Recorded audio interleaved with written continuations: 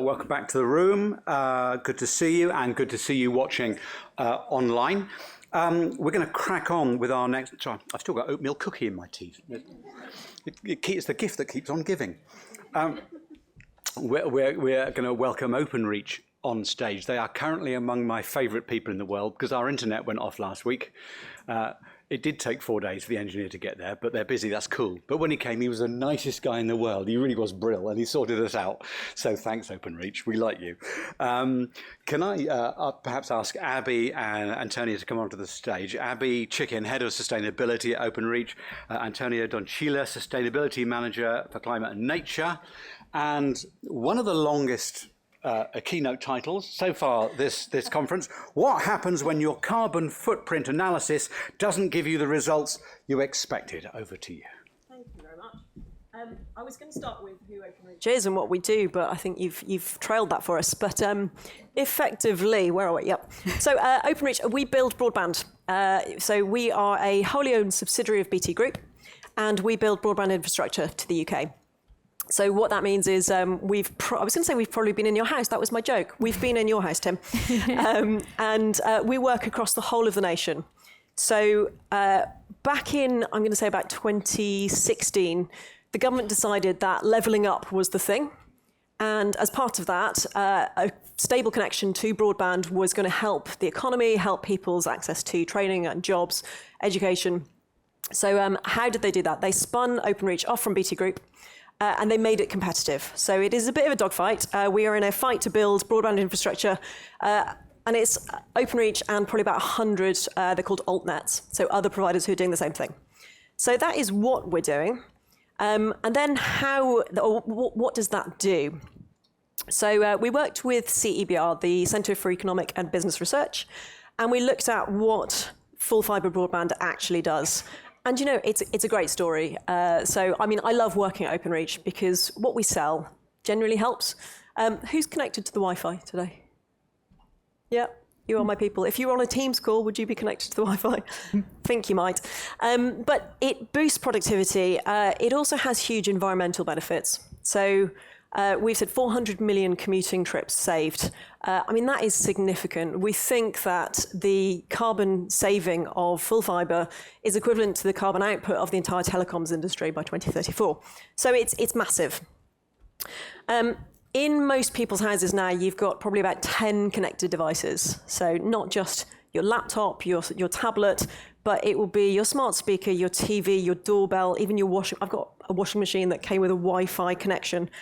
And you know, we enable all of that, and most of those devices will be doing something to reduce energy consumption, to reduce your carbon footprint. Yes, there's entertainment and security and all of the other stuff, but they all help reduce the smart metering and smart monitoring. So we have an enormous amount of enablement, but we serve about 700 customers. So anyway, if you are on a Sky broadband package, BT, Vodafone, TalkTalk, Zen, loads of them, you will be underpinned by Openreach's network. So we describe ourselves as the tracks, they run the trains. And as you might imagine, despite all of that enablement, which is already positive, our customers wanted to know what is the carbon footprint of your product. So we got a joint letter from 6 of our biggest customers back in 2023, came into our CCO, and they said we would like an LCA of full fibre, FTTP, and fibre to the cabinet, FTTC, which are the 2 biggest products we sell. So the majority of the UK will be on FTTC. We're migrating to this full fibre product. And as you can see, you can connect far more devices. The headroom is significant. And you know, we thought, great, it'll be an easy win. You know, how are we going to tackle this? Okay, we're going to define what the sort of the parameters of these products are. I had Antonia, we got the Carbon Trust involved, and everything that we had thought, every truth we told, we thought this is going to be great. This is going to be such an easy win because FTTP is just better for the environment. And that's what our customers wanted us to prove. So then we started doing the sums. And it's not like a Christmas stocking. You know, we didn't suddenly get this kind of announcement. We could see as the calculations were going, like, oh, this isn't going the way that we thought it was. All of the white papers that we've seen from every broadband builder in the world basically had said, this is great. So we started to look at it, and an easy win's not fun, is it? There's no drama there. It wouldn't be a great presentation if it's like, did it, smashed it. When we got the results, full fibre was more than double the footprint of FTTC. So we went, okay, right, what next? But not everything that counts can be counted, and not everything that can be counted counts. So there is a whole lot more going on to this. For those of you who have the joy of living and working in London during strikes, many of you will be able to work at home. And I particularly enjoy this stat. I can't read it on there. 88% of business leaders say a fast, reliable internet service is important or essential to the operation of their business. So this is massive. But why do we need progress? What else is happening? What else is happening? Yes, we see global demand for data surging. So as you can see on the graph on the screen, data needs are forecasted to triple. So from 3.7 million petabytes in 2022 to nearly 10 million petabytes in 2027. And that's because we're relying nowadays on a lot of data-hungry applications, AI, streaming, virtual reality, and as Abby mentioned, this is not all just about entertainment. It's about digitalization. It's about accessing education and healthcare and banking online. It's about economic inclusivity so it makes sense that we rely more and more on data, and this increasing demand for data highlights the need for a resilient, scalable infrastructure, which FTTP, full fiber, is uniquely positioned to deliver. So unlike its older cousin, the copper-based FTTC, we see full fiber to be able to meet that data demand with no signal loss, with no additional energy demand, with no additional infrastructure. In fact, up to 10% more of the data traffic that we see today, it can be delivered through full fiber with no additional changes. And another benefit of it is that it's more durable, it's longer lasting. So because of that, there will be less repairs, less waste throughout its lifetime. We really see full fiber as the next step in the decarbonization journey for society as a whole. Right. So. Yeah, there's a lot of benefits of full fiber, which we struggle to show using a traditional carbon footprint measurements, because a lot of them have to do with what's about to come next, and that's why we really start to rethinking how we measure impact and how we differentiate impact from the carbon footprint, because we know with every additional petabyte of data that people will use through this network, the carbon footprint will be lower. And to meet all those additional benefits, we basically had to build a motorway of data. So that requires a lot of concrete upfront, a lot of investment in infrastructure, and that's where most of the carbon footprint of full fiber sits nowadays. So connecting one home, one premise with full fiber for 1 year emits 47 kilograms of CO2. So that's the equivalent of 120 miles driven in a petrol car. So if you're going from London to Bristol by car, that's how much it is. Or over a year, it's around the equivalent of 2% of the emissions that we see from heating the average UK home. So considering full fiber supports the entire digital aspect of a household, this number, 47 kilograms, is not high, but is not as low as the carbon footprint of FTTC, which stands at less than half of the carbon footprint of full fiber. And actually, it makes sense, because FTTC, the older copper cousin, it's been here for longer. We finished building it a while ago, which means the emissions associated with build have been more amortized than in the case of full fiber. It's also, because it's all older, it's more commercially mature. So we see a lot more people currently connected to FTTC, which spreads the emissions of this network more efficiently across a larger base. But as mentioned before, FTTC reaches a ceiling in terms of how much data it can deliver, in terms of how reliable it is. And that is why we're now building FTTP. We're in a peak build phase.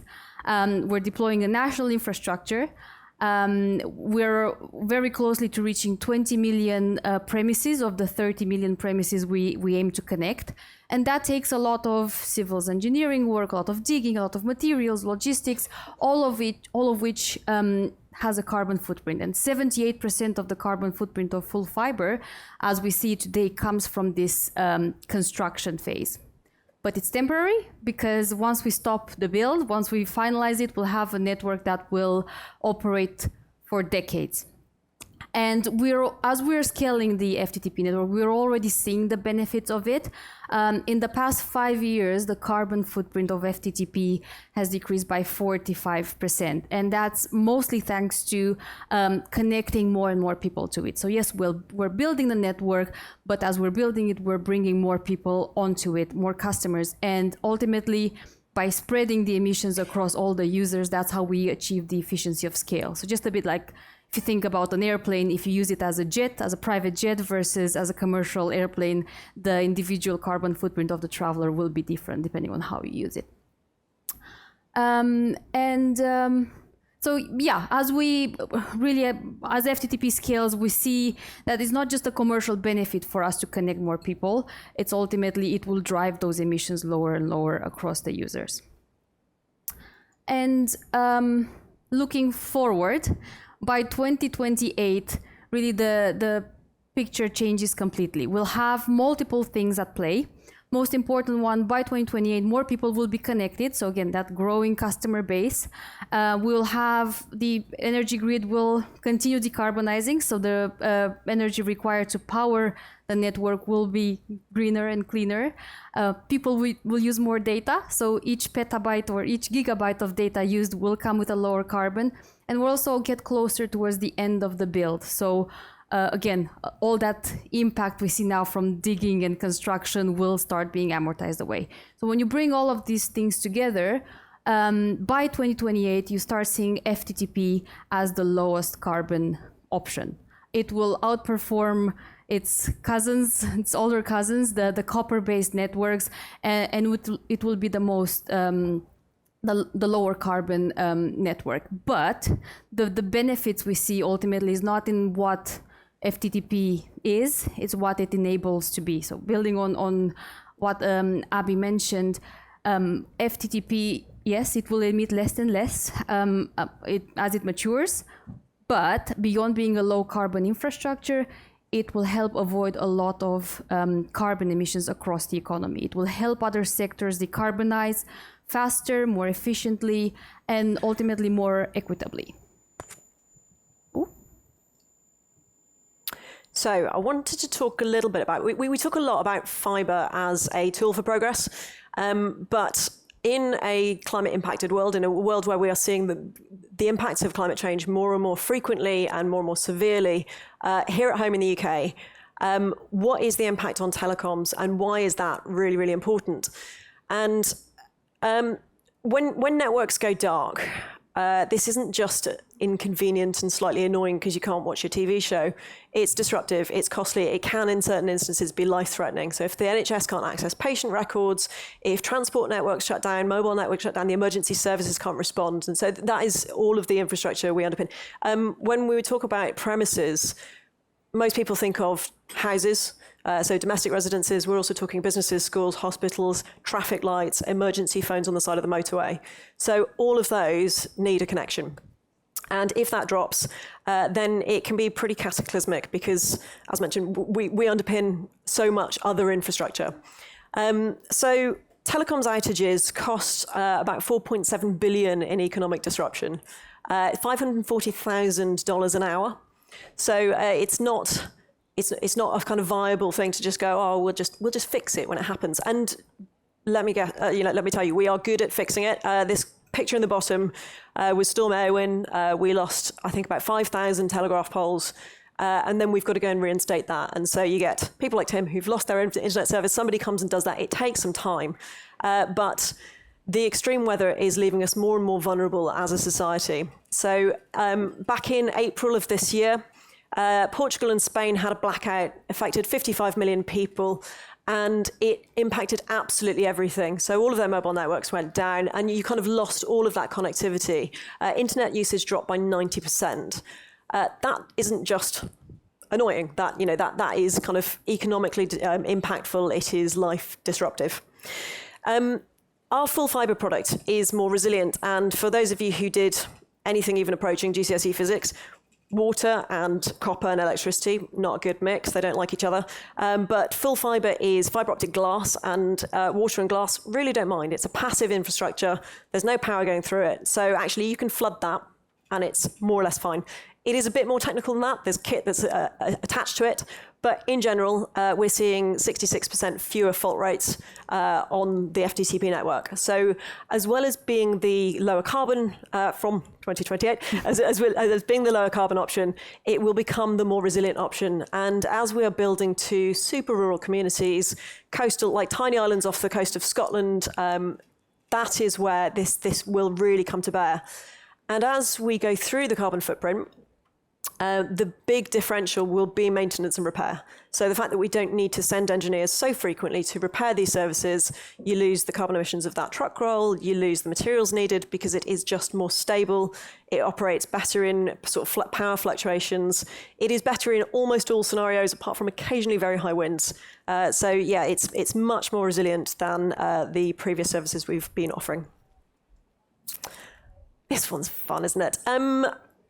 Who was traveling around in the 90s with any of this stuff in their bag? Filofax, bunch of tapes, probably a newspaper, all of that stuff.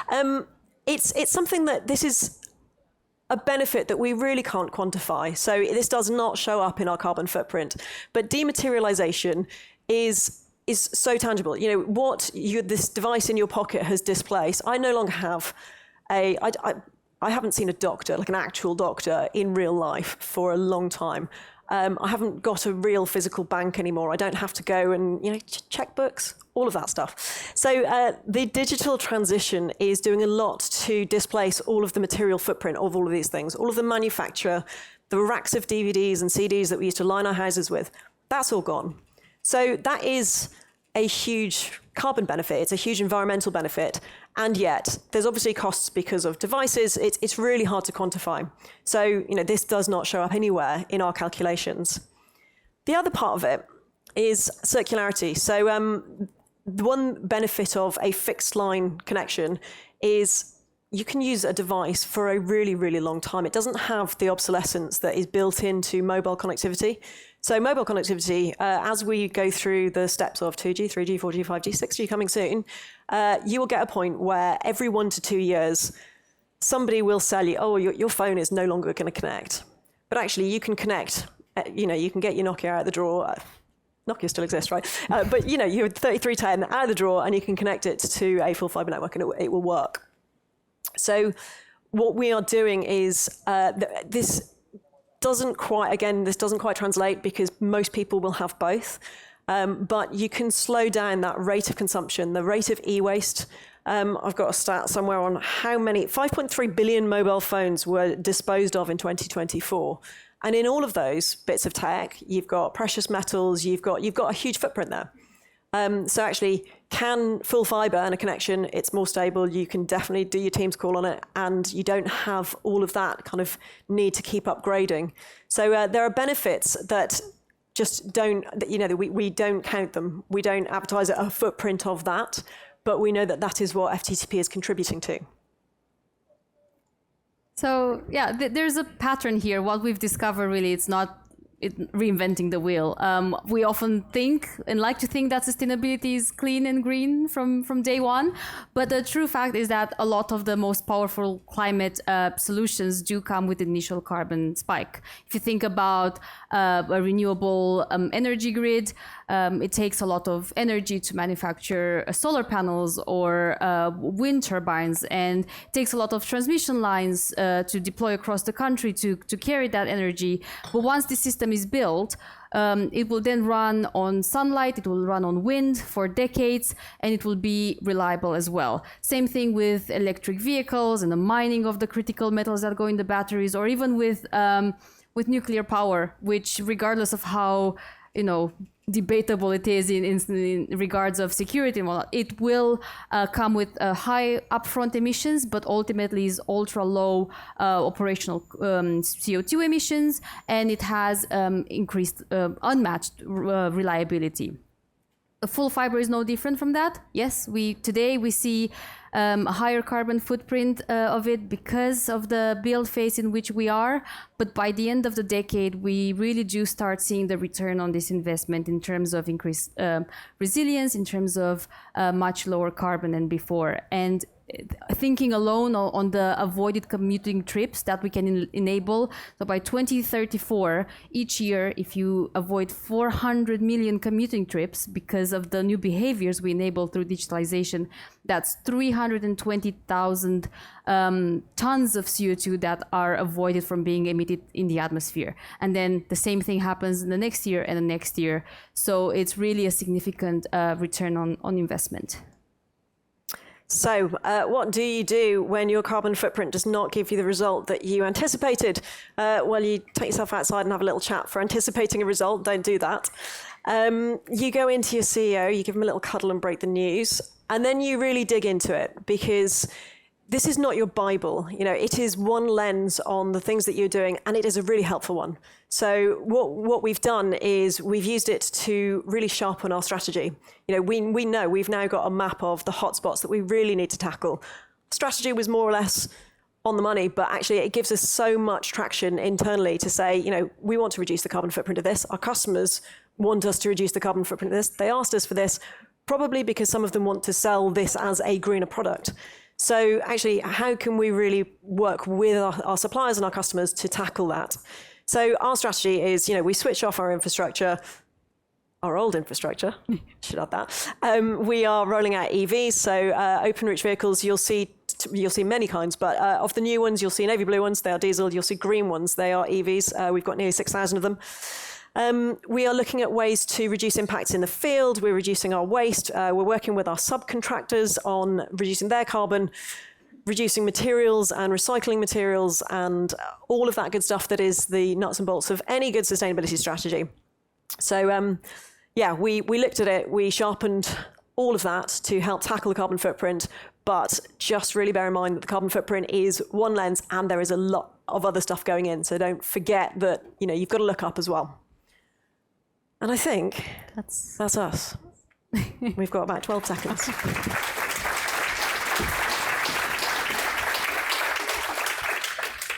Thank you both. What I was able to catch it is absolutely brilliant. Thank you. And I'm looking at the clock. We do need to move on. So we'll go on to the next panel. I should say at what time? 2:15 in this room, we've got a panel discussion on global decarbonisation strategies. So if you're around, you can ask some sensible questions and give our panel a hard time. Thank you for that. Thank you for fixing my internet. I did it myself. Thank you for bringing fibre to the village, but it hasn't been connected. So if there's anything you can do to speed it up, it's only 30 quid, but if you can, I'd be grateful. Both, thank you very much indeed, Abby and Antonia. Thank you.